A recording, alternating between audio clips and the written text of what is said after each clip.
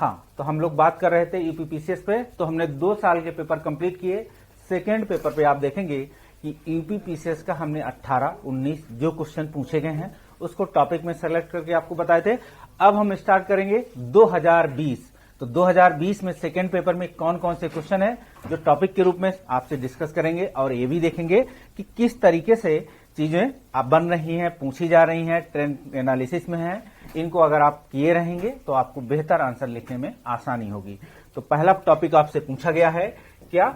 न्यायिक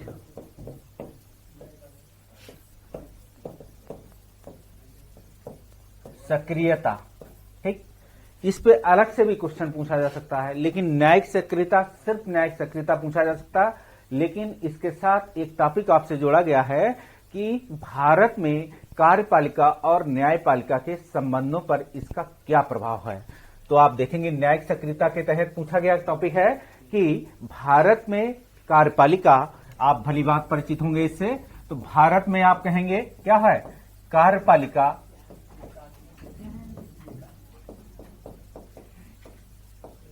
कार्यपालिका, और देखेंगे न्यायपालिका के संबंधों पर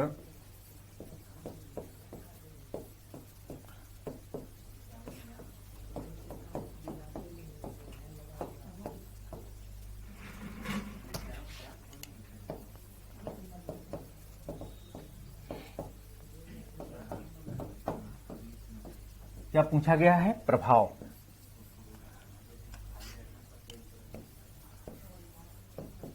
ठीक, अब इससे सबसे पहले ये ऐसे का भी टॉपिक है, आप ये भी देख सकते हैं। इससे रिलेटेड आपको जीएस के 3rd 4th पेपर में भी लिखने का आएगा। और जीएस के 3rd पेपर में अगर देखोगे कि भारत में सामाजिक आर्थिक जो विकास है, आर्थिक विकास के तहत जो भी कार्य किए जाते हैं वो भी न्यायिक सक्रियता के तहत किसी को अधिकार मिला हुआ है जी, काम करने का अधिकार या अर्थ का अधिकार। तो इस न्यायिक सक्रियता के तहत आप वहां भी जोड़ेंगे। और सबसे पहले आप देखेंगे इस न्यायिक सक्रियता का भारत की कार्यपालिका से क्या संबंध है और भारत की न्यायपालिका का इसमें क्या संबंध था। इन चीजों को अगर देखे रहेंगे, सबसे पहले आप पूर्ण रूप से न्यायिक सक्रियता को समझेंगे। न्यायिक सक्रियता के साथ भारत में कार्यपालिका, जो हालांकि न्यायिक सक्रियता को आप देखेंगे तो सीधे न्यायपालिका इस पे एक्शन लेती है, लेकिन किसके कार्यों में? कार्यपालिका के कार्यों में लेती है कि स्टेट गवर्नमेंट अगर कहें, संघ साथ जिसे कहते हैं भारतीय संघ व्यवस्था, अखिल भारतीय संघ है, उस पर राज्यों के भी कार्यों में न्यायिक सक्रियता के तहत कार्य होते हैं, उनको भी दिखा सकते हैं।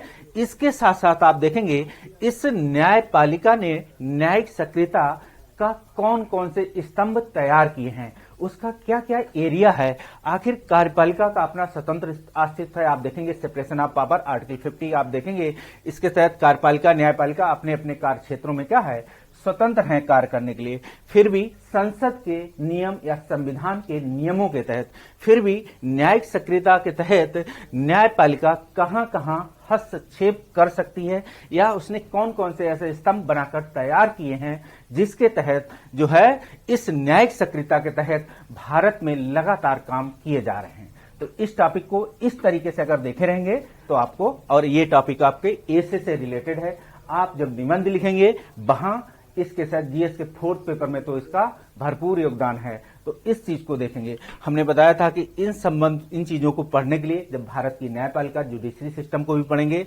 और जुडिशरी सिस्टम को भी आप देखेंगे कहीं ना कहीं कार्यपालिका के तहत या न्यायपालिका को पढ़ते हैं तो इंडियन गवर्नमेंट पॉलिटिक्स सिस्टम में इस सिस्टम को, कि भारतीय संविधान की जो राज व्यवस्था है वो भी न्यायपालिका उसका भी हिस्सा है। तो इस तरीके से इनको देखे रहेंगे तो आप बेहतर आंसर लिखने में आप काबिलियत। और यूपी के संदर्भ में पेपर है, हमने कहा यूपी के संदर्भ में न्यायिक सक्रियता के तहत न्यायपालिका या हाई कोर्ट या न्यायिक सक्रियता में से सुप्रीम कोर्ट के अधिकार क्षेत्र है, क्या हाई कोर्ट भी इस पे काम कर सकती है, तो उन संदर्भों में भी आप देख सकते हैं। और न्यायिक सक्रियता के संबंध में ये देख सकते हैं कि डीपीएसपी जुड़े हुए हैं, कि फंडामेंटल राइट जुड़े हुए हैं। तो फंडामेंटल राइट हमने बताया था कि व्यक्ति को मिले हैं। डीपीएसपी सरकारें इस पे काम करने का अधिकार क्षेत्र है, कि सरकारें इसको काम करें, लोगों के लिए काम करें। तो इस संदर्भ में इसको जोड़ते हुए आगे बढ़ेंगे। अब हम बात करेंगे अगले टॉपिक की ओर, भारत के राष्ट्रपति। तो भारत का राष्ट्रपति की ओर देख सकते हैं अगले टॉपिक की ओर। सीधे सीधे आपको लिखते हैं कि भारत का राष्ट्रपति, ठीक, इसको देखेंगे, राष्ट्रपति देखेंगे, इसके बारे में सारे प्रोविजंस देखेंगे, भारत के संविधान का तहत या भारत का प्रथम नागरिक बोला जाता है, इस संदर्भ में क्या है, और बनाम कर सकते हैं क्या भारत की संसदीय व्यवस्था है, भारत के संविधान में राष्ट्रपति को तानाशाह बनने के अधिकार क्षेत्र हैं, ऐसा कोई अधिकार प्रोविजन है। तो तानाशाह के संदर्भ में पूछा गया है, ठीक, तानाशाह के संदर्भ में देखेंगे कि तानाशाह के संदर्भ में जो क्वेश्चन पूछा गया है, तो भारत के राष्ट्रपति बना मतलब उसके क्या ऐसे प्रोविजंस है कि भारत का राष्ट्रपति तानाशाह भी बन सकता है। तो भारत के राष्ट्रपति के अगर सारे प्रोविजन भारतीय संविधान के तहत पढ़ेंगे, और कार्यपालिका का आप देखेंगे एग्जीक्यूटिव हेड जिसे कहते हैं, प्रथम व्यक्ति भारत का है, कार्यपालिका जो भी काम करती है वो राष्ट्रपति के नाम से ही किए जाते हैं, या मंत्रिमंडल जो भी काम करती है वो काम आप देखेंगे, संसद जो भी काम करती है वो सभी अंतिम मोहर राष्ट्रपति की लगती है। तो राष्ट्रपति प्रथम व्यक्ति है। अब पिछले ही टॉपिक हमने देखा था 2018 में उभरती भूमिका प्रधानमंत्री की, भारत के जो है संघ जिसको कहते हैं भारतीय लोकतंत्र में उभरती भूमिका किसकी, प्रधानमंत्री की। तो भारतीय लोकतांत्रिक प्रक्रिया सांसद जो संसदीय परंपरा के तहत लोकतंत्र में जो है प्रधानमंत्री की भूमिका हमने बताया था, केंद्र राज्य संबंध जिस तरीके से बने हैं उसी तरीके से भारत के राष्ट्रपति के लिए क्या क्या काम है, कार्यपालिका का प्रथम व्यक्ति कार्यपालिका का एग्जीक्यूटिव हेड है। और ये कार्यपालिका के हेड के संदर्भ में दो तरीके से आप हेड देखेंगे, जो भी आप देखेंगे प्रशासनिक व्यवस्था के तहत जो भी है तो उनका भी हेड माना जाता है, इसके साथ साथ तीनों सेनाओं का भी हेड है, आप ये भी जानते हैं। इसके साथ साथ आप ये भी देखेंगे कि जो है प्रशासन जिसे कहते हैं, दो एंगल हैं, आप इसे देख सकते हैं कि जो है शासन और प्रशासन की बात करेंगे यहां, ठीक, और प्रशासन के संदर्भ में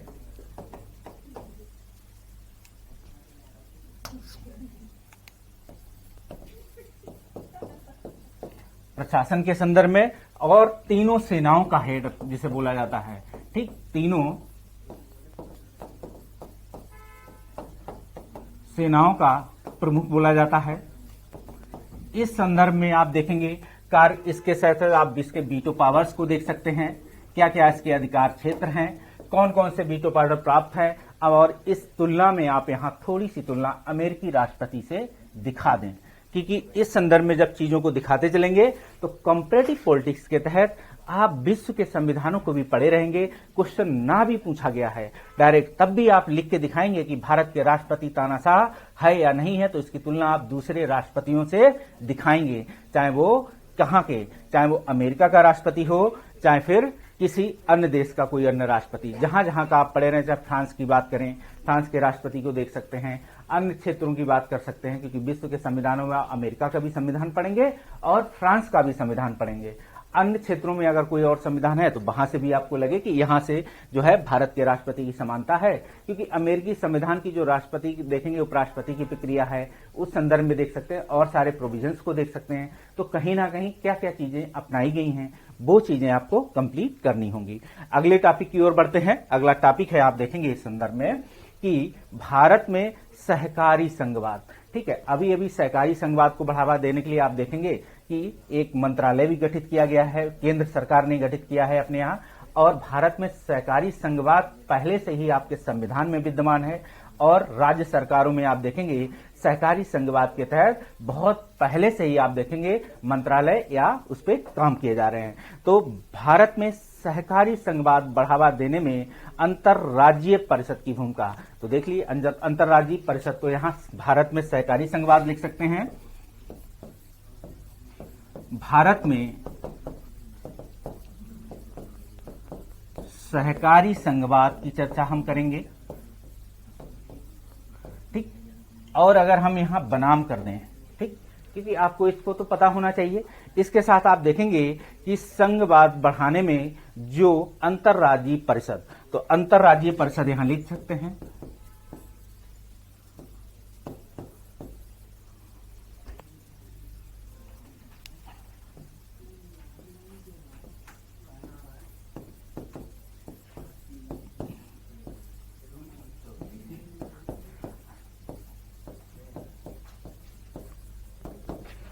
ठीक, तो अंतर्राज्यीय परिषद की बात हो रही।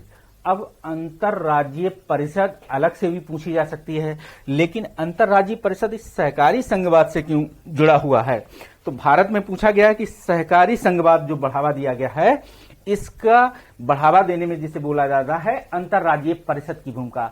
हालांकि आप देखोगे कि क्या है, भारतीय संविधान के तहत आप देखोगे जो है सहकारी संघवाद की अगर बात होगी, भारत में राष्ट्रपति को कुछ लोगों को चुनने का अधिकार है, नॉमिनेट करने का अधिकार है। इसी तरीके से आप देखोगे राज्यों में भी आप देखोगे कुछ लोगों को, अगर शुरुआती बात करें कि राज्यों में पहले से ही आप देखेंगे सहकारी संघवाद को बढ़ावा देने के लिए गवर्नर्स की कुछ पावर है जो नॉमिनेट कर सकता है सदस्यों को।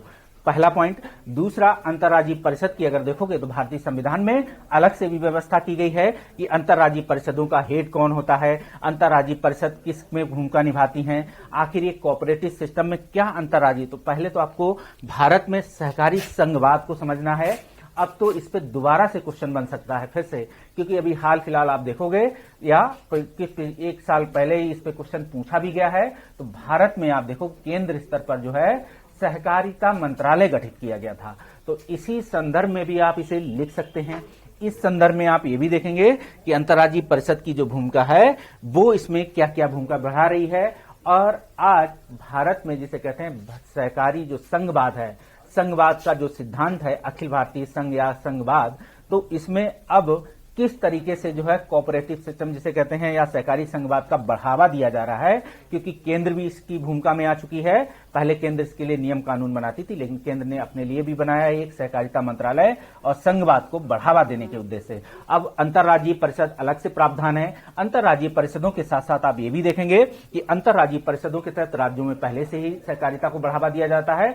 अब केंद्र राज्य संबंधों के बीच में अंतरराष्ट्रीय परिषद, अंतरराज्यीय परिषद और केंद्र राज्य संबंधों में दोनों की चर्चा दिखाते हुए आप इस आंसर को फुलफिल करेंगे। और इसमें इंडियन गवर्नमेंट जो भी इसके तहत कार्य किए गए हैं, कुछ गाइडलाइंस को देख सकते हैं जो भी इस पे कार्य किए। अगर कहीं कभी किसी एक गाइडलाइन में जुडिशरी सिस्टम के तहत कोई गाइडलाइन आई हो, उस सिस्टम को भी ला सकते हैं हिस्टोरिकल बैकग्राउंड के तहत, और जहां जहां से आप चीजों को जोड़ सकते हैं। आप आंसर लिखते वक्त इस चीज को ध्यान रखेंगे कि जो भी लिख रहे हैं चीजों को वो तारतम्यता में होनी चाहिए। दूसरा, आप देखेंगे कि कहां कहां संविधान में प्रोविजंस हैं, कहां कहां उसके तहत काम किए गए हैं और क्या क्या इसके लिए सरकार को अलग से निर्देश भी कभी गाइडलाइन में प्राप्त हुई है। उन गाइडलाइन के तहत आप आंसर की फुलफिल करेंगे, आप बेहतर आंसर की ओर पहुंच जाएंगे। अब आगे बात करेंगे, देखेंगे आर्टिकल 32 भारतीय संविधान की आत्मा। तो आर्टिकल 32 के संदर्भ में पूछा गया है। आप देखेंगे जो है आर्टिकल, इसे आप अनुच्छेद पढ़ लें। तो आर्टिकल 32 जो है भारतीय संविधान की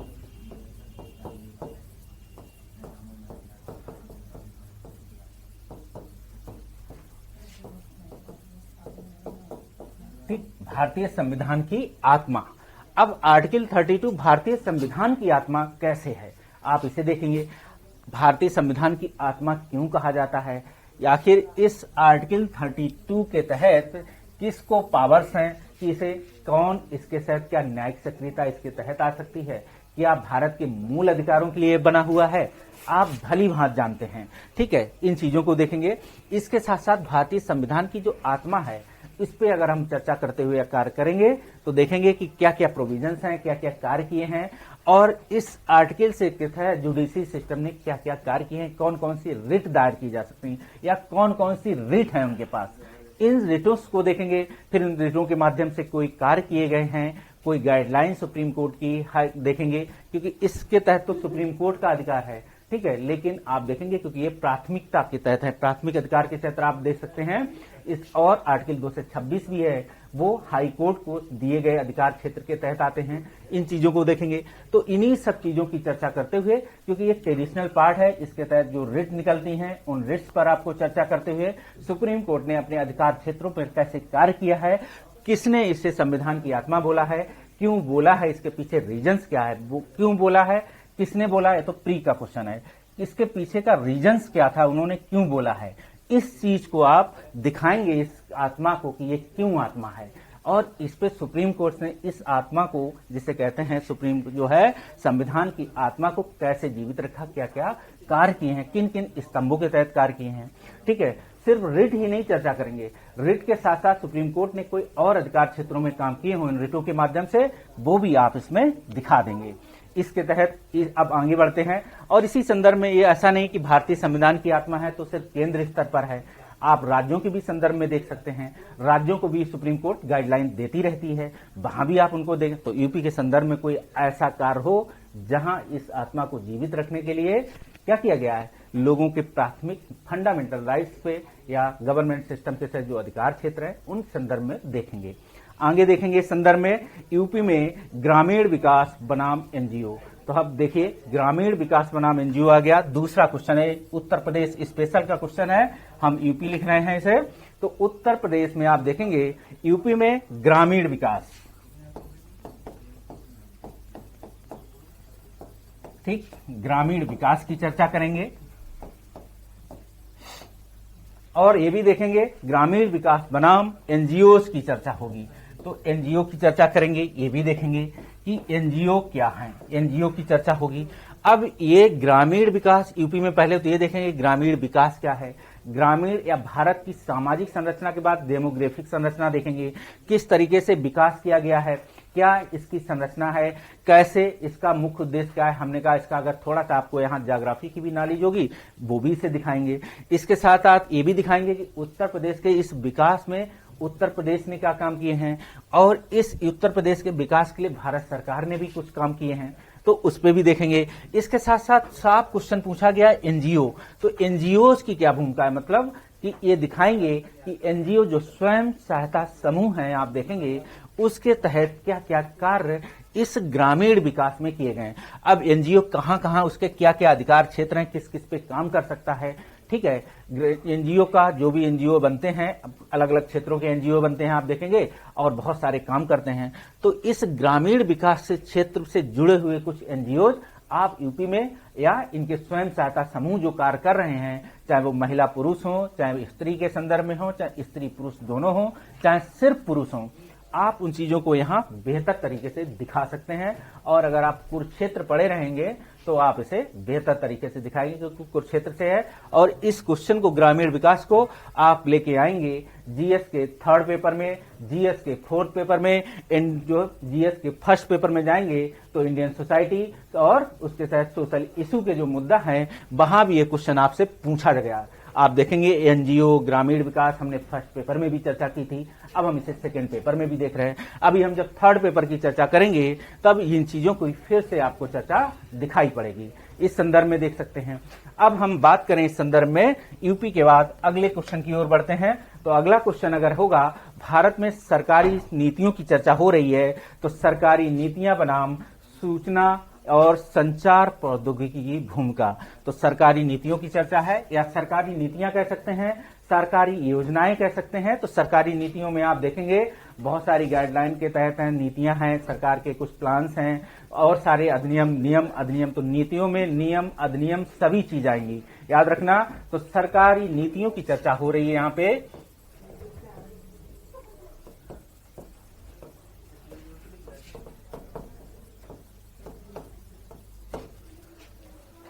सरकारी नीतियां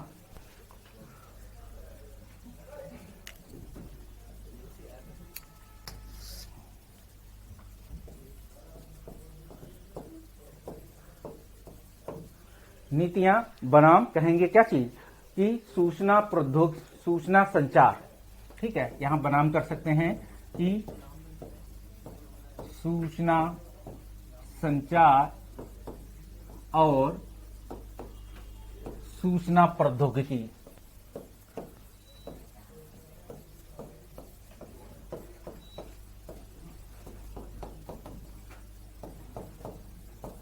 ठीक, आप देखेंगे इसे।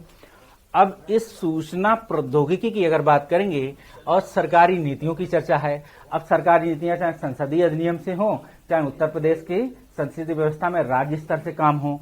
अब यहां आप देखोगे ये नीतियां हैं, अब इसमें सूचना संचार का क्या काम है, ठीक है, और सूचना प्रौद्योगिकी। अगर इन चीजों को देखोगे तो आपको सेम चीजें जीएस के 3rd पेपर में जैसे साइंस टेक है, वहां सूचना संचार भी पढ़ोगे और सूचना प्रौद्योगिकी पढ़ोगे, तो वहां टेक्नोलॉजी पढ़ोगे, ठीक है, इस संदर्भ में। लेकिन उस टेक्नोलॉजी का उपयोग जीएस के 2nd पेपर में हुआ आके, आप देखेंगे क्या है, जीएस के सेकंड पेपर में उसका उपयोग हुआ कि हम सरकारी नीतियों को जो बढ़ावा दे रहे हैं उसमें सूचना संचार और सूचना प्रौद्योगिकी की क्या भूमिका है, इस संदर्भ में क्वेश्चन पूछा गया है। आपसे इसकी टेक्नोलॉजी तो नहीं पूछी है, लेकिन उस टेक्नोलॉजी के तहत इस सरकारी नीतियों को आप तक कैसे पहुंचाया सरकार ने, चाहे भारत सरकार हो चाहे उत्तर प्रदेश की सरकार हो, सभी ने कैसे आप तक जन जन तक पहुंचे। तो ये जन जन तक का नारा है, उसी संदर्भ में देख सकते हैं कि ये जन जन का नारा है। आप देख सकते हैं इस नीतियों के तहत सरकारी जो पार्टियां हैं वो भी चुनाव लड़ती हैं, तो अपनी नीतियों को इसके माध्यम से जो है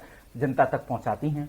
वो भी कहते हैं कि हम ये कार्य करेंगे, वो ये भी कहते हैं कि हम इस प्रौद्योगिकी के तहत जो कार्य किए हैं वो भी दिखाते हैं। आजकल आप देखोगे बहुत सारी जगह आपको दिखाई पड़ेंगे कि सरकार ने ये कार्य आपके लिए किया। तो ये काम कौन कर रहा है, सूचना प्रौद्योगिकी के माध्यम से हो रहा है। अब कोई प्लान जिसे कहते हैं, भारत सरकार कोई योजना लॉन्च की है, उस योजना का लाभ आप तक पहुंचे तो इस सूचना प्रौद्योगिकी का ही सूचना संचार के तहत पहले गाइडलाइन जारी करती है कि हम आपके लिए ला रहे हैं, ठीक है, फिर इस प्रौद्योगिकी का प्रयोग होता है कि अब आप तक पहुंचा दी जाए। तो इन चीजों की चर्चा है, आप इसमें दिखाएंगे और ये क्वेश्चन धीरे धीरे आप देखोगे तो ई गवर्नेंस से जुड़ा हुआ है, ठीक, ई गवर्नेंस से जुड़ा हुआ है। अब इसको कहोगे डायरेक्ट तो नहीं लिखा उसने, लेकिन आपको समझना है इस चीजों को कि इन सरकारी नीतियों का इसमें क्या रोल है, और यही आप देखोगे सरकारी नीतियों को आप तक पहुंचाने में गवर्नेंस की जो भूमिका है ई गवर्नेंस में कैसे कन्वर्ट हो जा रही है, और इसी चीज को आपको आंसर लिखना है। तो चलते हैं हम लोग नेक्स्ट टॉपिक की ओर। तो इस संदर्भ में देखेंगे कि अब सरकारी नीतियों की चर्चा की है, भारत में मानव संसाधन प्रबंधन। तो भारत में मानव संसाधन मंत्रालय भी एक है, ठीक है। तो इस संदर्भ में देखेंगे भारत में अगर बात करेंगे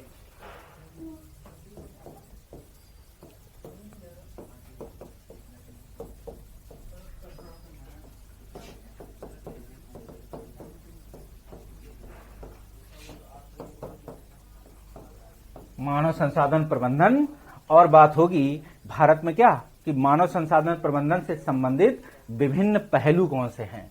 तो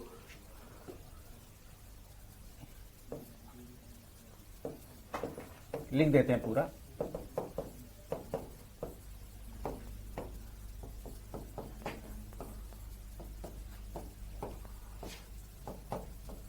आप इसे देखेंगे। अब इस मानव संसाधन के विभिन्न पहलू कौन से हैं, इस पे देखना है। तो भारत में पहले तो ये देखोगे कि मानव संसाधन क्या है, और मानव संसाधन के तहत कौन कौन से संसाधन माने गए हैं। जो मानव संसाधन है, आप जो कार्य कर रहे हैं, मानव सेवा क्या मानव संसाधन में है, मानव के सामाजिक आर्थिक राजनीतिक कार्य भी मानव संसाधन के तहत आते हैं क्या। आप जितना क्षेत्र, इसमें विभिन्न पहलू पूछा है, जितना खोल सकें उतना खोल सकें। अब मानव संसाधन से संदर्भ में आप अगर बात करें, भारत में अगर भारतीय संविधान के तहत जो है, अगर बात करें भारतीय संसदीय व्यवस्था के तहत जो है, केंद्र राज्यों के संदर्भ में जो संसाधन डेवलप किए गए मानव संसाधन के रूप में, जिसे कहते हैं, चाहे वो इंफ्रास्ट्रक्चर के संदर्भ में हो, चाहे मानव सेवा के रूप में हो, और इस संदर्भ में आर्टिकल 15 के संदर्भ में मानव संसाधन के लिए जो कार्य किए गए हैं उनको खोल के थोड़ा सा हूबहू नहीं लिखेंगे, लेकिन उसका एप्लीकेशन पार्ट यहां दिखा सकते हैं। या विभिन्न क्षेत्रों में डीपीएसपी के तहत जो मानव संसाधन डेवलप किए गए हैं सरकार द्वारा, केंद्र और उत्तर प्रदेश का पेपर लिख रहे हैं तो उत्तर प्रदेश के संदर्भ में लिखते जाइए, भारत को ध्यान में रखते हुए उत्तर प्रदेश को भी जो है नोट करते जाइए क्या क्या कार्य किए गए। इन संसाधन में डीपीएसपी का भी रोल है, और इन संसाधनों में आप जाओगे फंडामेंटल राइट्स का भी रोल है, और भारत संसदीय व्यवस्था में केंद्र राज्य संबंधों में जहां जहां आर्टिकल आए उन संदर्भों में भी देख सकते हैं। बहुत सारे आर्टिकल्स हैं, बहुत सारे विधान अधिनियम हैं, इस संदर्भ में इस पे आंसर लिख सकते हैं। और इस संदर्भ में आप देख सकते हैं मानव संसाधन प्रबंधन से संबंधित क्वेश्चन है, तो इसको सिलेबस में था तो पूछा गया, और सिलेबस के तहत और कहीं ना कहीं अन्य योजनाओं के संदर्भ में कोई चर्चा है, कोई क्षेत्र में कोई चर्चा आपने सुनी हो, तो इस संदर्भ में भी देख सकते हैं कि क्या क्या चीजें हैं, क्या क्या चीजें डेवलप की गई हैं। तो इस संदर्भ में विभिन्न पहलू क्या हैं और उनके कार्य क्या क्या कार्य सरकार की ओर से किए गए हैं, और भारतीय संविधान में क्या क्या प्रोविजंस हैं। अब इस क्वेश्चन को अगर बात करें मानव संसाधन के प्रबंध पहलू, अगर हम बात करेंगे तो जीएस के थर्ड पेपर में भी कभी ये ऐसा क्वेश्चन आ जाए तो फिर आप कहीं कहेंगे कि ये जीएस के थर्ड पेपर में नहीं पूछा गया, ठीक है। तो जीएस के थर्ड पेपर्स में भी ये चला आएगा, ये भी हम जानते हैं। आगे हम बात करेंगे कि अब भारत में अगली नीतियों की चर्चा है कि बहुराष्ट्रीय कंपनियां बनाम यूपी के प्रमुख जो है प्रयासों की जांच है। तो बहुराष्ट्रीय कंपनियों की बात है, आप देखेंगे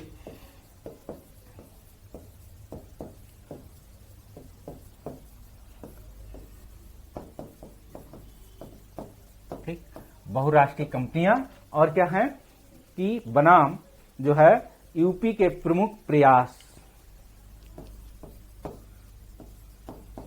यूपी के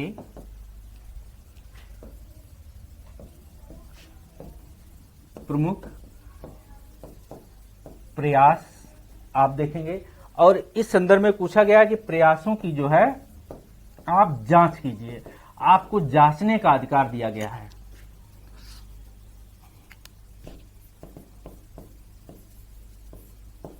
ठीक, इस संदर्भ में देखेंगे कि जांचने का जो है क्या प्रयास किए हैं।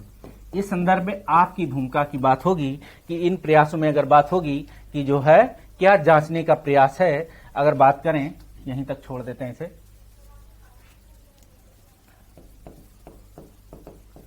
आपसे जांचने की, इसे चा पढ़ें आप, ठीक है।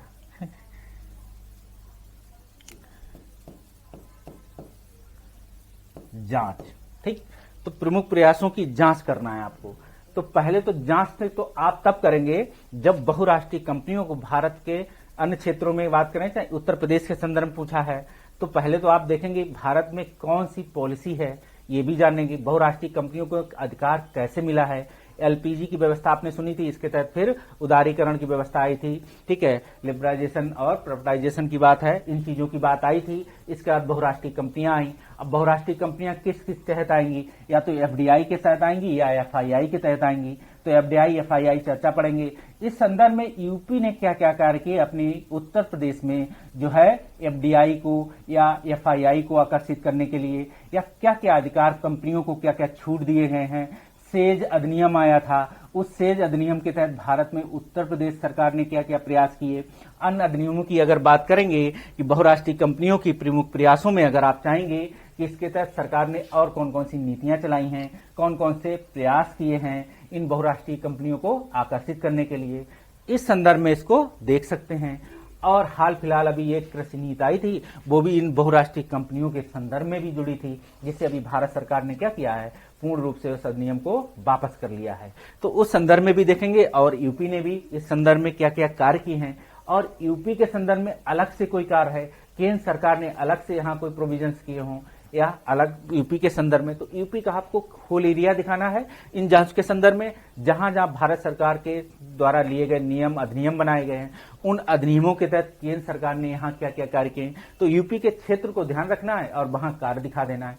इस तरीके से आप अपने आंसर को फुलफिल करेंगे। अब सेम क्वेश्चन आपको दिखाई पड़ेगा सेकेंड पेपर से थर्ड पेपर की ओर। तो भारत में क्या है, गवर्नेंस सिस्टम चल रहा है, ई गवर्नेंस, तो ये भी ई गवर्नेंस का हिस्सा मान सकते हो और इस पर कार्य दिखाया जा सकता है क्योंकि आप काम कर रहे हैं। ठीक, तो कोई कंपनी अगर विदेश से आएगी तो कहीं ना कोई तो गवर्नेंस का हिस्सा होगा। ठीक है, कोई भी आप देखेंगे कंपनियों को आकर्षित करते हैं, एक सबमिट होती है, यूपी गवर्नमेंट लगातार क्या करती है, हर साल एक सबमिट करती है, बहुराष्ट्रीय कंपनियों को अपने यहाँ कार्य करने के लिए अधिकार देती है कि आप आइए, हम आपको ये अधिकार ये सुविधाएं देंगे, आप हमारे यहाँ कार्य कीजिए। हर राज्य को ये अधिकार प्राप्त हैं। और आप देखेंगे इस कंपनियों के संदर्भ में अगर बात करेंगे, भारतीय सहकारी संघवाद के संदर्भ में देख सकते हैं, अंतर्राज्यीय परिषद को भी जोड़ जाइए। अंतर्राज्यीय परिषद के साथ साथ डीएपीएसपी पे खास प्रूफ देखेंगे कि जो है संसाधनों को डेवलप करने के लिए कोई आर्टिकल इन पे काम भी करता है, किस तरीके से कंपनियां हैं उनके अधिकार क्षेत्र हैं, उसमें उनकी भागीदारी के संदर्भ में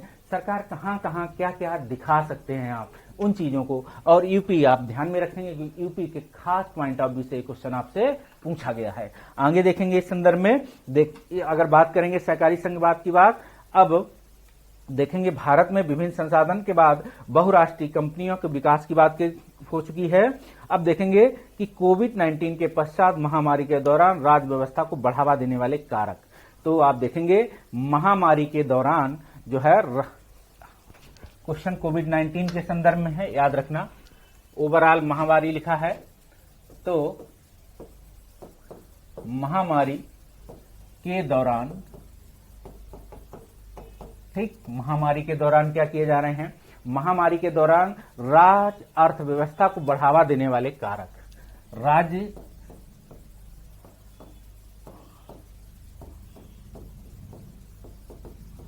व्यवस्था को अगर बात करेंगे, बढ़ावा देने वाले कारक देखेंगे इसे, ठीक है।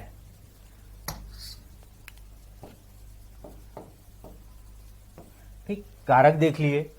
अब कौन से ऐसे कारक हैं जो महामारी के दौरान राज्य अर्थव्यवस्था को बढ़ावा देने वाले किए गए प्रयास या जो स्वयं भी डेवलप किए, या आप कहेंगे कौन कौन से ऐसे कारक हैं? सरकारों के प्रयास या सरकारों के संदर्भ में आप देखेंगे सभी चीजों को, क्योंकि यहां महामारी के दौरान राज्य अर्थव्यवस्था है, तो राज्य अर्थव्यवस्था कोई यूपी के स्पेशल में नहीं पूछा गया है। राज्य अर्थव्यवस्था ओवरऑल इंडिया के संदर्भ में है और यूपी को भी इसमें आप जोड़ते हुए लिखेंगे। तो कौन कौन से ऐसे कारक हैं जिससे भारत की अर्थव्यवस्था में यहां बढ़ावा मिला है, तो आप इसको भी देखेंगे। सरकार की इसमें कौन कौन सी नीतियां उत्तरदायी हैं, या भारतीय लोकतंत्र में अन्य लोगों की क्या क्या भूमिका इसमें रही है, अन्य सेक्टर की क्या क्या भूमिका रही है, इन सभी चीजों को इसमें दिखाते हुए आप आंसर को लिख सकते हैं बेहतर तरीके से। अब हम आगे बात करेंगे अगले टॉपिक की ओर, भारतीय प्रवासी नीति।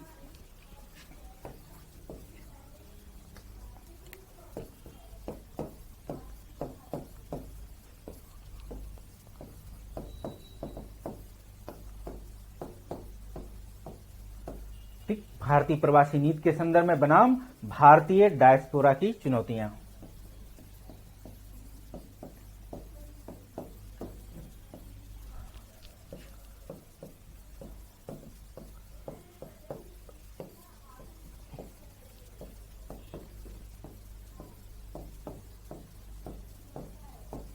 इसे देखेंगे। अब ये भारत की डायस्पोरा की चुनौतियां कौन कौन सी हैं? पहले तो आपको प्रवासी नीति पता होनी चाहिए। एक समिट होती है, गांधी जी जब अफ्रीका से लौटते हैं 9 जनवरी, आपने सुना होगा, उसी डेट को लगातार भारतीय प्रवासी नीति आप देख सकते हैं। एक जो है समिट होती है हर साल, और इस साथ साथ भारतीय प्रवासी नीति के लिए अलग अलग से क्या नेतृत्व हैं। भारतीय जिसे कहते हैं, कल हमने क्वेश्चन पढ़ा था जिसमें सिटीजनशिप नागरिकता बनाम सिटीजन चार्टर, तो आप देखेंगे उस संदर्भ में इस प्रवासी नीति की क्या भूमिका है, और भारतीय डायस्पोरा कौन सा हिस्सा है जिसे भारतीय डायस्पोरा बोला जाता है। तो भारतीय डायस्पोरा को आज देखोगे, भारत सरकार हो, चाहे उत्तर प्रदेश गवर्नमेंट हो, अन्य राज्यों की गवर्नमेंट हो, इस भारतीय डायस्पोरा को अपने यहां आकर्षित करने के लिए बहुत सारे नियम, बहुत सारे पॉलिसीज लाती है, बहुत सारे आप देखेंगे उन्हें संसाधन उपलब्ध कराते हैं। इस संदर्भ में देखेंगे। और भारतीय डायस्पोरा कौन है, कभी आप इसे भी समझ सकते हैं कि भारतीय डायस्पोरा जो भारतीय मूल के लोग हैं, जो विदेशों में बसा है, या भारतीय डायस्पोरा में सांस्कृतिक रूप से आप देखेंगे जो संस्कृति है भारत की, जो विदेशों में या अन्य देशों से है, उनके संदर्भ में। तो बहुत सारी नीतियां, बहुत सारे प्रवासी नीति, इस संदर्भ में कौन कौन सी चुनौतियां हैं, तो आपको देखेंगे उन चुनौतियां कौन कौन सी हैं जिसको लेकर जो है सरकार भी मानती है इस पे कार्य करना है, और भारतीय लोकतंत्र के कौन कौन चुनौतियां साबित हुई हैं। तो उन चुनौतियों पे आपको चर्चा करना है, लेकिन चुनौतियों से पहले तो आपको ये जानना पड़ेगा कि भारतीय प्रवासी नीति क्या है, भारतीय प्रवासी डायस्पोरा क्या है। जब इन चीजों को जोड़ेंगे तब इसके तहत भारत में इसके लिए क्या क्या चुनौतियां उत्पन्न होती हैं कि उन्हें किस तरीके से भारत में दोबारा आकर्षित किया जाए कि आप वापस आइए। जैसे कहते हैं कि भारत में क्या है, IIT अच्छे संसाधन के तहत अच्छे माइंड्स को यहां डेवलप करती है, इसके बाद विदेशी कंपनियां हैं, विदेशी जैसे कहते हैं सरकारें, उन्हें अपने यहां अच्छे लाभ को उसके तहत आकर्षित कर लेती हैं। फिर से भारत सरकार क्या करती है, उनको फिर से बुलाने की कोशिश करती है कि आप फिर से वापस आ जाइए। तो उन चुनौतियां कौन कौन सी हैं, ऐसी चुनौतियों को आप दिखाएंगे। एक चुनौती हमने बता दी, ऐसी बहुत सारी चुनौतियां हैं, आप इन्हें दिखाएंगे। आगे हम बात करेंगे इस संदर्भ में भारत अमेरिका पर 2+2 मंत्रिस्तरीय बैठक देखेंगे, जो है मंत्रिस्तरीय भारत अमेरिका संबंध, IR का टॉपिक है। भारत अमेरिका जो है क्या है, भारत अमेरिका जो है पर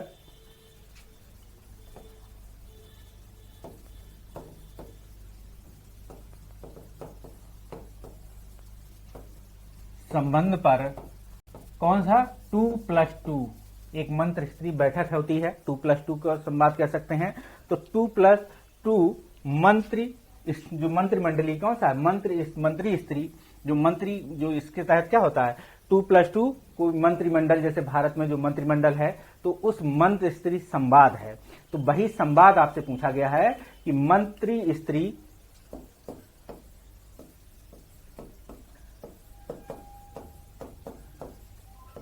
जो है संवाद की बात है, क्या संवाद है, इस संदर्भ में क्वेश्चन है। सीधे सीधे क्वेश्चन करंट अफेयर्स का है, सिर्फ आपको भारत अमेरिका के संबंध को थोड़ा सा पुराने संदर्भ में देखते हुए कार्य करना है। इसको दिखाते हुए इस 2+2 वार्ता जो है, अगर बात करेंगे ये 2+2 जो वार्ता है उस पर मंत्र स्त्री जो संवाद है वो किन किन क्षेत्रों पर कायम किया गया है या क्या क्या इसके तहत कार्य किए गए हैं, भारत अमेरिका संबंधों पर 2+2 का संबंधों से कितने संबंध प्रगाढ़ हुए हैं या इस पर क्या चर्चा हुई है, इस संदर्भ में आपको जो करंट अफेयर्स का टोटल जो टॉपिक्स हों, जहां जहां ये बैठक हुई है या पिछली जो बैठक हुई है उनकी चर्चा दिखाते हुए प्रेजेंट टाइम में जितनी बैठक हुई है उन्हें आप दिखा देंगे और इसके तहत किन किन एरियाज में काम किया जा रहा है। अब भारत अमेरिकी संबंध है तो कई एरिया होंगे, हो सकता है ये मंत्री स्त्री बैठक है, हो सकता है हिंद महासागर के लिए बात कर रही हो सकता है किसी विदेशी अन्य लोगों को अपने किसमें जिसे कहते हैं भारतीय उपमहाद्वीप के तहत या अन्य देशों को जो है पीछे या उनको अपनी विदेश नीति के तहत अपने प्रभाव में लेने की कोशिश हो सकती है, ये भी नीति हो सकती है। इन सभी चीजों की चर्चा यहाँ आपको दिखाना है।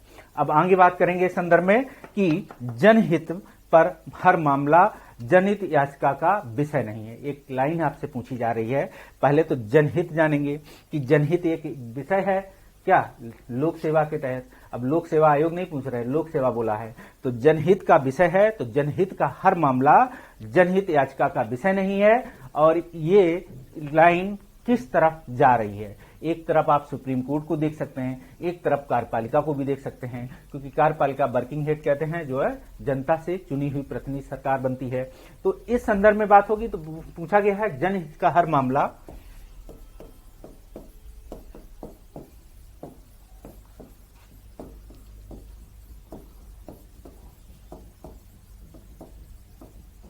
क्या हो रहा, जनहित का हर मामला जनहित याचिका का विषय नहीं है।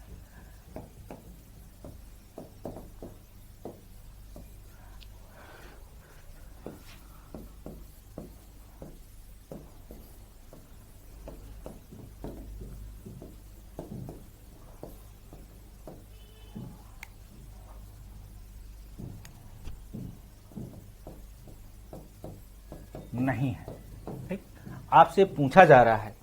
अब इस संदर्भ में आपको देखना है कि जनहित का मामला क्या है। हर मामला छोड़िए, पहले तो जनहित मामला जानेंगे कि जनहित क्या है, फिर इस पे सुप्रीम कोर्ट का रोल देखेंगे। सुप्रीम कोर्ट के रोल के साथ साथ इस जनहित को आप भारतीय संसदीय या राज्य स्तरीय संसद पे देखेंगे। अब सुप्रीम कोर्ट ने ही बोला होगा कि अब जनहित के मामले जाते होंगे जनहित के तहत कि कोई भी कार्य हुआ तो जनहित के तहत है, ठीक है, व्यक्तिगत कार्य को भी जनहित के तहत ले लिया।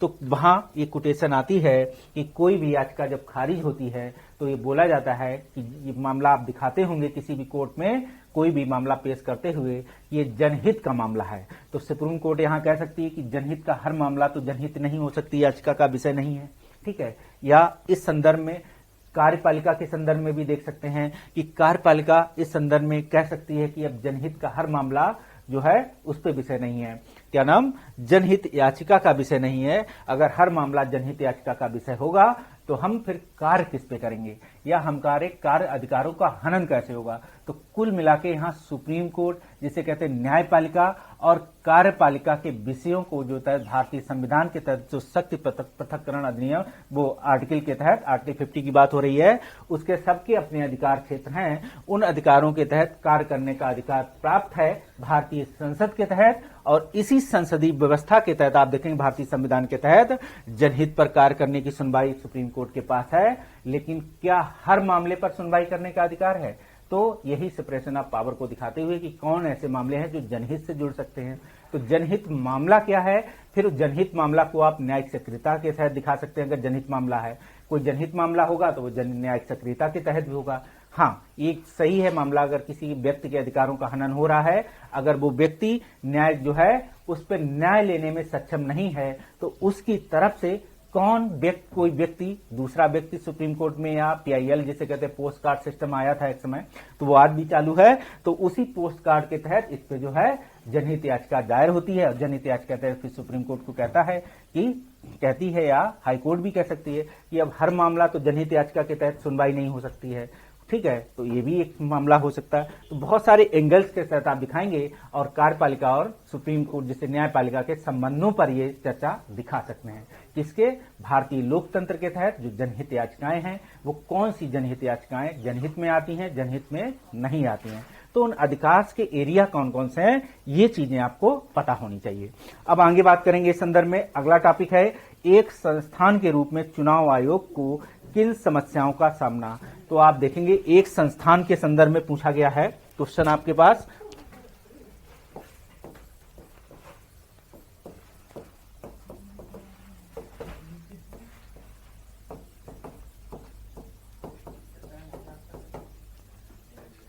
जो है चुनाव आयोग को किन विषयों का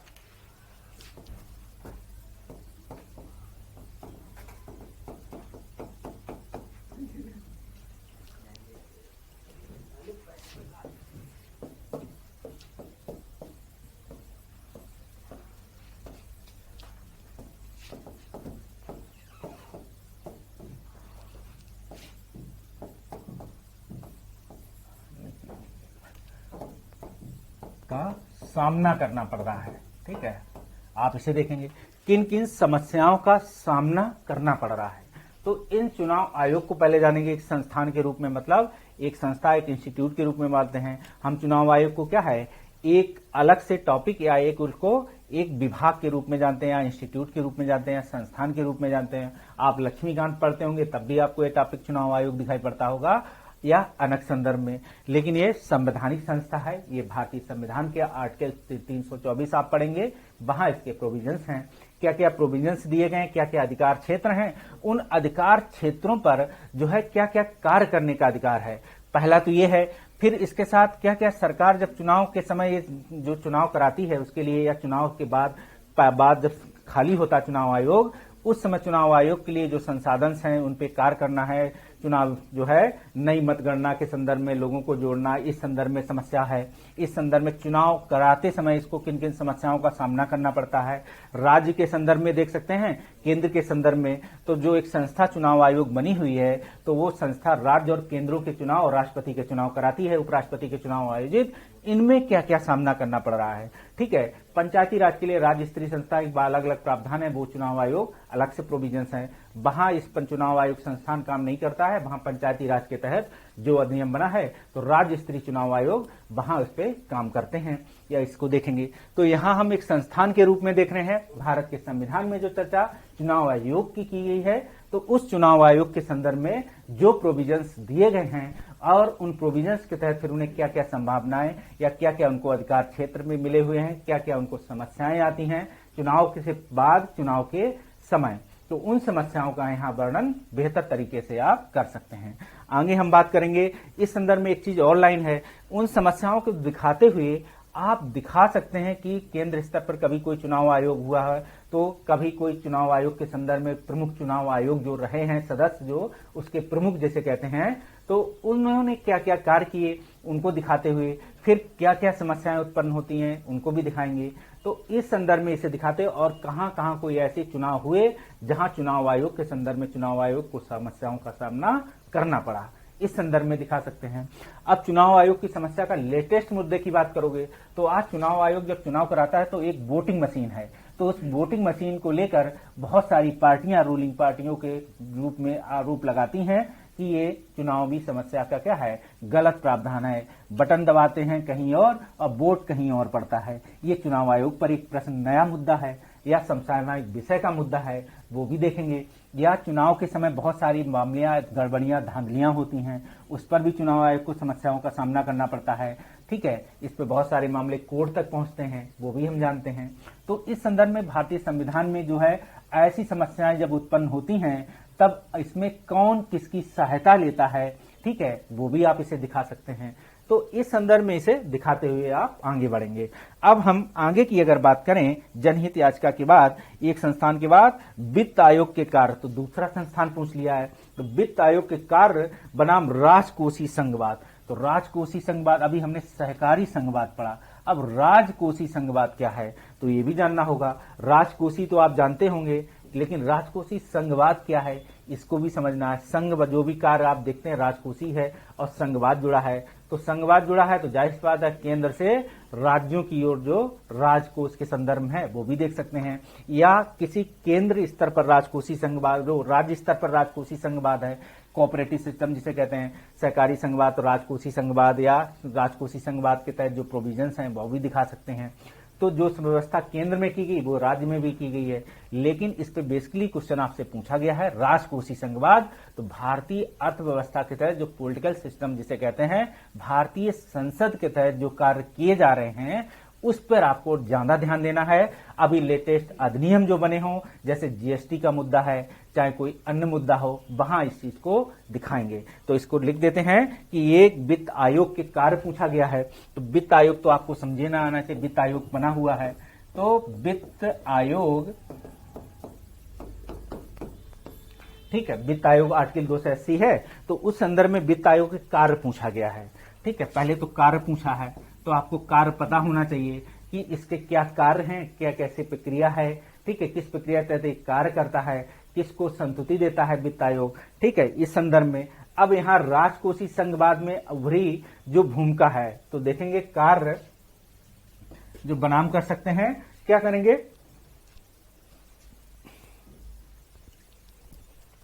कि इसमें राजकोषीय संघवाद में आई जो है अपनी उभरती भूमिका के संदर्भ में, जैसे क्वेश्चन था प्रधानमंत्री की उभरती भूमिका, तो वित्त आयोग की उभरती भूमिका के संदर्भ में क्वेश्चन है कि बनाम राजकोषीय संघवाद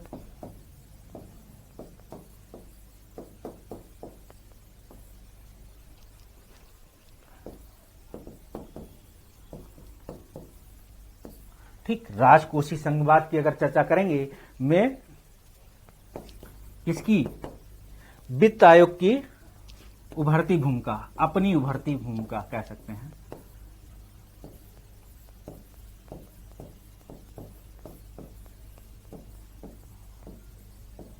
भूमिका अब देखेंगे, अब इस उभरती भूमिका में वित्त आयोग के कार्य देखेंगे। आज राजकोषीय संघवाद में इसकी कैसे भूमिका उभर रही है ये देखेंगे, क्योंकि बहुत सारे प्रोविजंस दिए हैं, वो संतुष्टि देती है।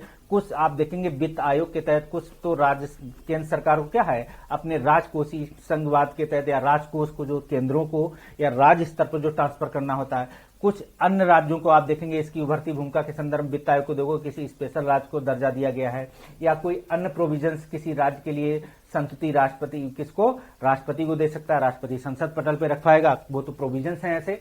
लेकिन इसमें राष्ट्र इसकी उभरती भूमिका के संदर्भ में क्या है, क्योंकि ये वित्त आयोग है तो वित्त आयोग केंद्र स्तर पर बना है किसके लिए, केंद्र राष्ट्र संबंधों की टोटल भूमिका यहां दिखानी है, और इस केंद्र राष्ट्र संबंधों की भूमिका को दिखाते हुए आप राजकोषीय संघवाद के तहत उनके कार्यों को दिखाते हुए आप देखेंगे कि किस तरीके से इसकी भूमिका लगातार उभरती है, मतलब मेन भूमिका में आता है उस संदर्भ में। तो ये भी देखेंगे, आप देखेंगे कि जीएसटी अपना काम कर रही है, लेकिन फिर भी वित्त आयोग अस्तित्व में उसकी अपनी प्राथमिकता है और उस पर भी कार्य कर रहा है। तो ये भी देखेंगे कि इसमें क्या है, राज्य स्तरीय जो केंद्र स्तरीय जो टैक्सेस हैं वो भी काम कर कलेक्ट हैं, वो भी है, सारे कलेक्ट हैं, सबको वितरित है, लेकिन वितरित करने में इसकी महत्वपूर्ण भूमिका होती है। कैसे क्या, या सबके अपने अपने विषय क्षेत्र हैं, उन पे अलग से कार्य है। तो संसदीय व्यवस्था या लोकतांत्रिक व्यवस्था है, भारतीय संविधान में ऐसे बहुत सारे प्रोविजंस हैं जहां इसकी अपनी महत्वपूर्ण भूमिका है। वही भूमिका राजकोषीय भूमिका में जहां जहां उभरती हुई दिखाई पड़ रही है उन सेक्टर्स को आप दिखा सकते हैं। अब हम बात करेंगे भारतीय राजनीतिक प्रमुख दबाव समूह। तो भारतीय राजनीति में प्रमुख दबाव समूह की चर्चा करेंगे और देख सकते हैं आज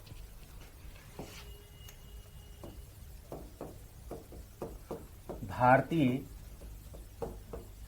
राजनीति में प्रमुख दबाव समूह की चर्चा है। ठीक है, दबाव समूह की पहचान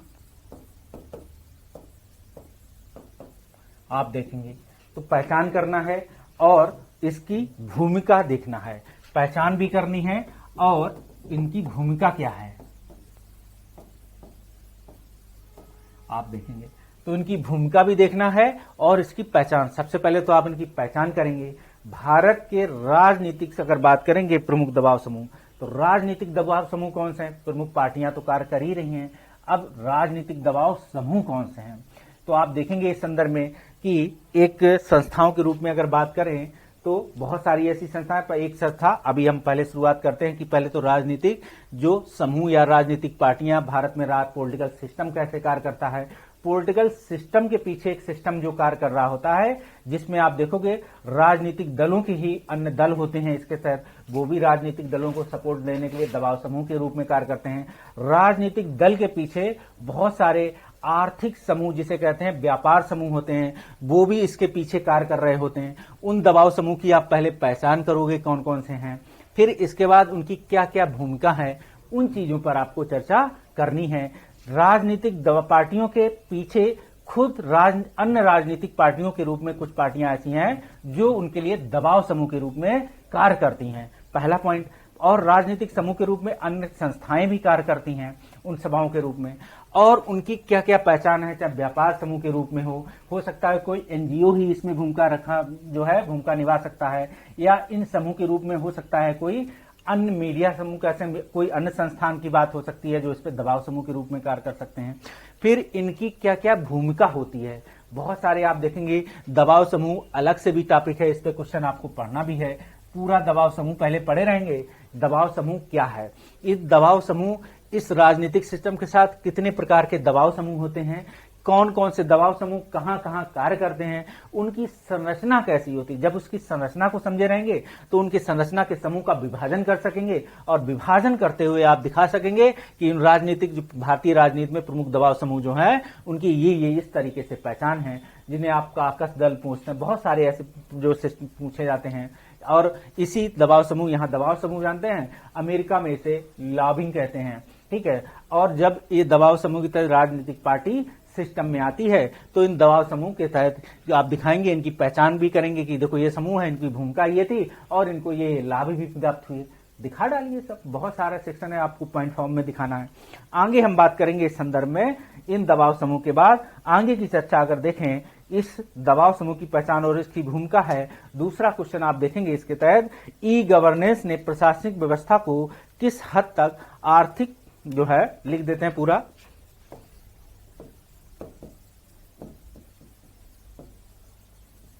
ठीक, ई गवर्नेंस की बात होगी, ने प्रशासनिक व्यवस्था को किस हद तक आर्थिक नागरिक केंद्रित बनाया है। ठीक है, बात देखें, पूछा गया है प्रशासनिक व्यवस्था की बात हो रही है यहां, ठीक है।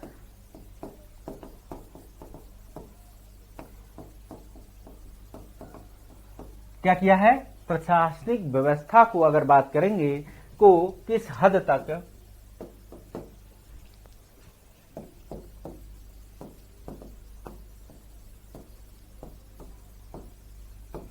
क्या किया है, किस हद तक देखेंगे अधिक नागरिक केंद्रित बनाया है। मतलब पूछा गया है किसे अधिक, किसने, ई गवर्नेंस ने, ठीक है। तो अधिक नागरिक केंद्रित बनाया, मतलब आपके लिए बनाया, नागरिक केंद्रित बनाया है।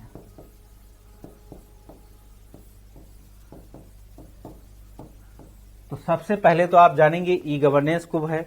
पहले तो ये प्रशासनिक व्यवस्था को देखेंगे कि आप किस प्रशासनिक व्यवस्था में जाना चाहते हैं, ठीक है। शासन प्रशासन के जो कार्य हैं, ठीक है, खासकर प्रशासनिक पूछा तो प्रशासनिक में बने रहिए, लेकिन आप देखेंगे कार्यपालिका का ये हिस्सा है, ये भी आप जानते हैं। देखेंगे कार्यपालिका का एक हिस्सा है जो स्थायी रूप का हिस्सा माना जाता है। यही स्थायी हिस्से को क्या किया गया है, इस स्थायी हिस्से को किस हद तक और अधिक नागरिक केंद्रित बना दिया गया है।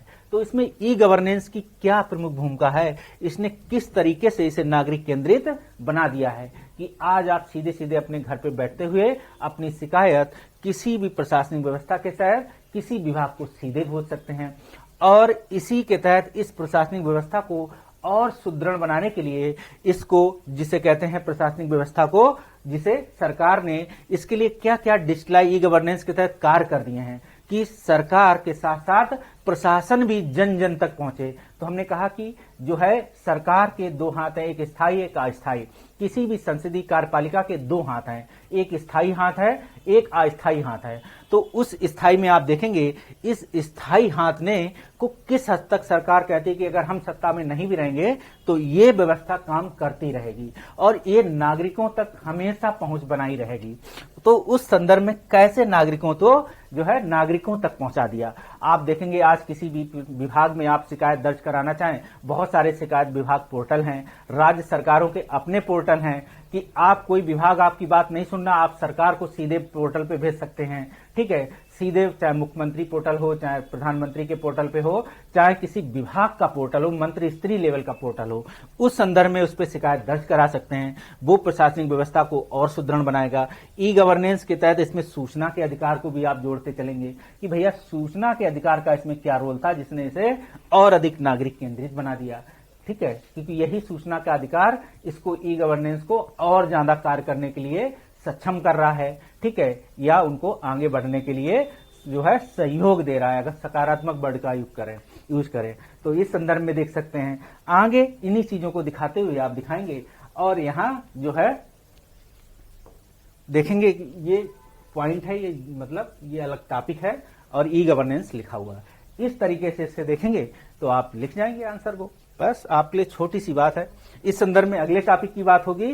तो नागरिक केंद्रित के बाद अब देखेंगे सूचना के अधिकार। देखिए हमने अभी आपसे सूचना के अधिकार की बात की और यही अगला क्वेश्चन है कि सूचना के का अधिकार अधिनियम ने सिविल सेवकों को स्टील फ्रेम से बाहर आने, ठीक है, आने और लोगों को की ईमानदारी सेवा को मजबूर किया है। कैसे किया सूचना के अधिकार ने?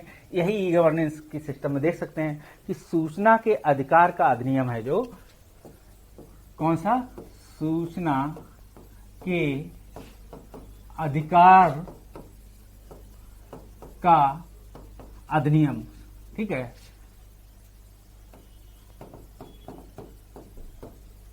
ठीक, इसकी बात हो गई। तो ये अधिनियम आप देखेंगे।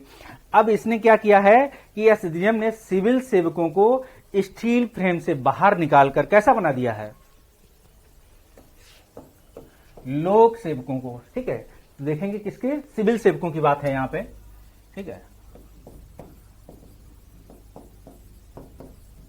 सिविल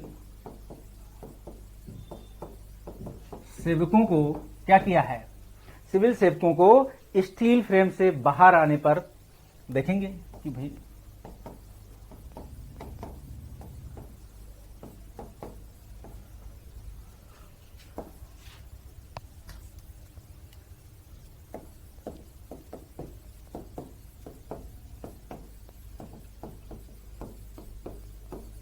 पहले क्या किया है, चाहे मजबूर किया है, चाहे बाहर लाने के लिए कदम बढ़ाए हैं, कुछ भी लिख सकते हैं। तो आने पर मजबूर किया है ऐसे लिख सकेंगे। ठीक,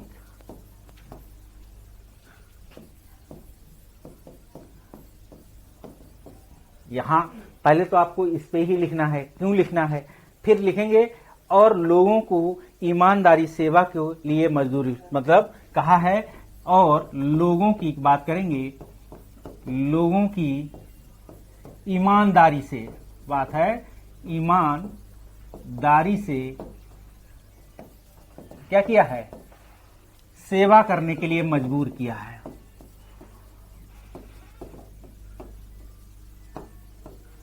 क्या किया है, मजबूर किया है।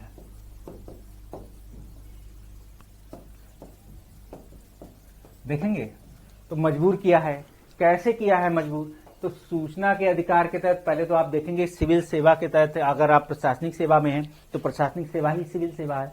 तो अब ये सिविल सोसाइटी की बात कर सकते हैं। तो सिविल सोसाइटी में अगर जाओगे तो सिविल सेवा कौन है, ठीक है, सिविल सोसाइटी तो पूरी सिविल सोसाइटी है, चाहे वो प्रशासनिक हो, चाहे वो जन सेवक के रूप में लोक सेवक हो। तो सिविल सेवकों की बात है, यहाँ प्रशासनिक व्यवस्था की बात है। इन प्रशासनिक सेवाओं को जो है, सेवकों को जो सूचना के अधिकार के तहत, अगर आप कोई काम नहीं किया जा रहा, आपको अधिकार क्षेत्र में आता है तो आप सूचना के अधिकार के तहत मांग सकते हैं। अब इससे स्टील फ्रेम में वो जो जकड़े हुए थे, इस स्टील फ्रेम को बाहर कर दिया, मतलब खोल दिया, मतलब फूल की तरह ये खुल गया। आप बाहर आके लोगों के लिए काम करेंगे, और लोगों के लिए कैसे काम करेंगे? ईमानदारी से। तो ये जीएस के फर्स्ट, अगर हम इसे जीएस के दूसरे पेपर में चर्चा कर रहे हैं, अगर यही सेम क्वेश्चन आपको क्या करेगा जीएस के फोर्थ पेपर में, हम कह रहे ऐसा ही क्वेश्चन पूछ ले, तो आप क्या कहेंगे कि ये नहीं, जीएस के फोर्थ पेपर का विषय नहीं है। जीएस के फोर्थ पेपर में क्या है? ईमानदारी, सत्यनिष्ठा, यही सारे विषय हैं, और वहां का टॉपिक उठाएंगे कि इसलिए इन्हें ऐसा बनाया जा रहा है। तो जीएस का फोर्थ पेपर जो है किसे कहेंगे? सिविल सेवकों को जो है नैतिकता के लिए बनाया गया। अब इसके तहत लोगों को अधिनियम दिया गया है, तो इस अधिनियम के तहत इन सिविल सेवकों को मांग सकते हैं सूचना की आपके तहत ये हमने आज जवाब मांगा था, आप दीजिए। आपने मेरे लिए अधिकार क्षेत्र है, आपने मेरे अधिकार क्षेत्र में मेरा ये काम नहीं किया है, तो मांग सकते हैं। और सूचना अधिनियम के तहत सूचना अलग से विभाग बना है, वो स्वयं उस विभाग को जब नोटिस भेजता है तब सिविल सेवकों को इस पर क्या होता है? काम करना होता है। सिविल सेवक आपके घर तक पहुंचेगा और जन जन तक पहुंच जाता है इस तरीके से। तो ये क्या करेगा? सूचना का अधिकार सिविल सेवकों को जन जन तक पहुंचाने में अपनी महत्वपूर्ण भूमिका अदा करता है। तो इस तरीके से आप इसे देखेंगे और इसी तरीके से आप इस पे लिखेंगे। अब ये किस किन एरिया में ईमानदारी दिखाएगा? ईमानदारी क्या है, सत्यनिष्ठा, इन सारी को जीएस के फोर्थ पेपर की जो चीजें हैं वो चीजें आप माइंड में सेट किए रहेंगे और लिख देंगे, उसमें भी काम आ जाएगा और ये सेम चीज वहां भी चली जाएगी। एक बार तो जुड़ा ही जोड़ा है ईमानदारी। अब ईमानदारी, सत्यनिष्ठा और जोड़ देगा। कैसे मजबूर किया है? आपको जीएस के फोर्थ पेपर में नैतिकता के प्रावधान दिखा देने हैं, और इन्हीं नैतिकता के ईमानदारी सेवा है, तो इसी ईमानदारी सेवा का प्रोविजन आपको यहां भी दिखा देने हैं। बस आपको थोड़ी सी राजभाषा का यूज करते रहना है, ठीक है? राजभाषा में बने रहें या जन जन तक बने रहें। इस संदर्भ में देखेंगे। अब क्योंकि जीएस का जो पेपर हो तो उसको उसी भाषा में लिखें। ऐसा ना हो कि उस व्यवस्था को लिखते हो, ऐसा ना हो कि आप राज व्यवस्था पॉलिटिकल आर्टिकल दिखाने लगे या ये कार। अगर अर्थव्यवस्था में पूछा जाए कोई क्वेश्चन तो इस तरीके से आप दिखाएंगे कि ये प्रोविजंस है, तो अर्थव्यवस्था की चीजें ज्यादा रहेंगी। तो इन्हीं चीजों को ध्यान में रखेंगे। इस तरीके से अगले टॉपिक की ओर बढ़ते हैं। अगर बात करें तो देखेंगे मोदी बनाम चीनी राष्ट्रपति का जो है आईआर का टॉपिक और करंट अफेयर्स का पूरा टॉपिक था ये। यहां हम मोदी लिख रहे हैं, मतलब प्रधानमंत्री नरेंद्र मोदी के संदर्भ में है, बनाम चीनी राष्ट्रपति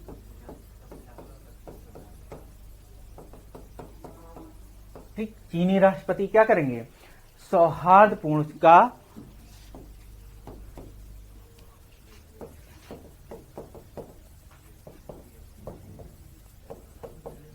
सौहार्दपूर्ण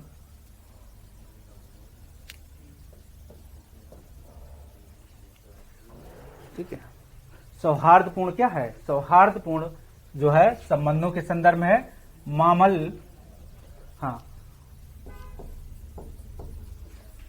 मामल्लपुरम की जो बैठक थी उस संदर्भ में क्वेश्चन आपसे पूछा गया है।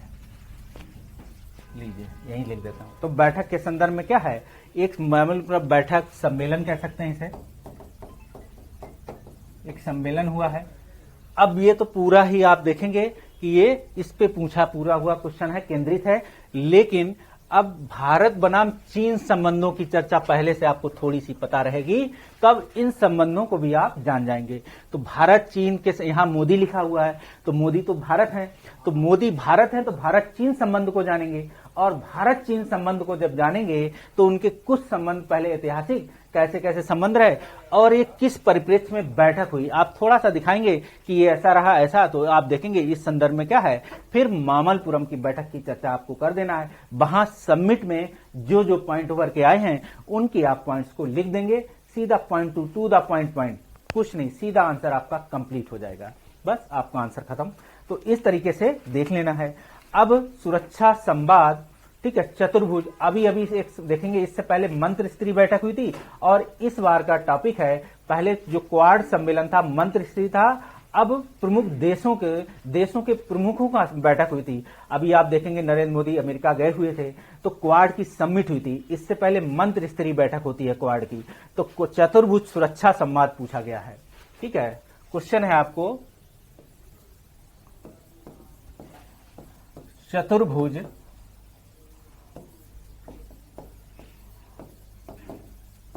सुरक्षा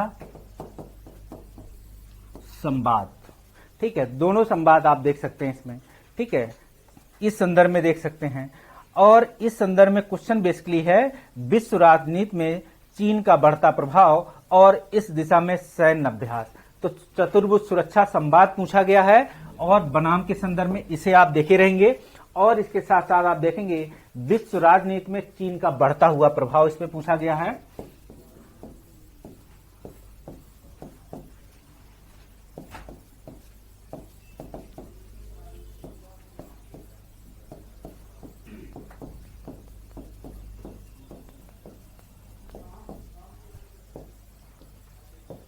ठीक, आप देखेंगे चुनाव को बढ़ता हुआ प्रभाव है इस संदर्भ में देखेंगे। और इस दिशा में क्या पूछे गए हैं, सैन्य अभ्यासों की चर्चा पूछी गई है।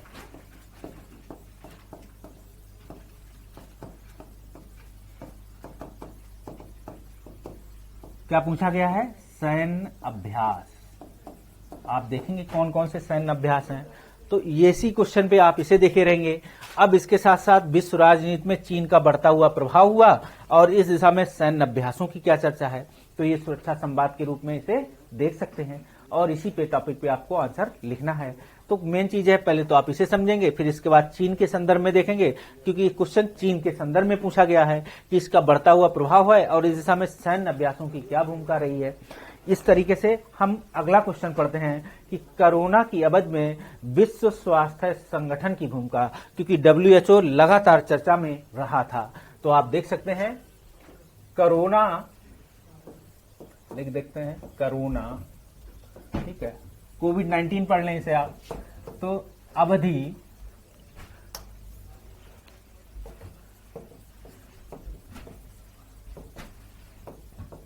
क्या है, विश्व स्वास्थ्य संगठन WHO की भूमिका पूछी गई है।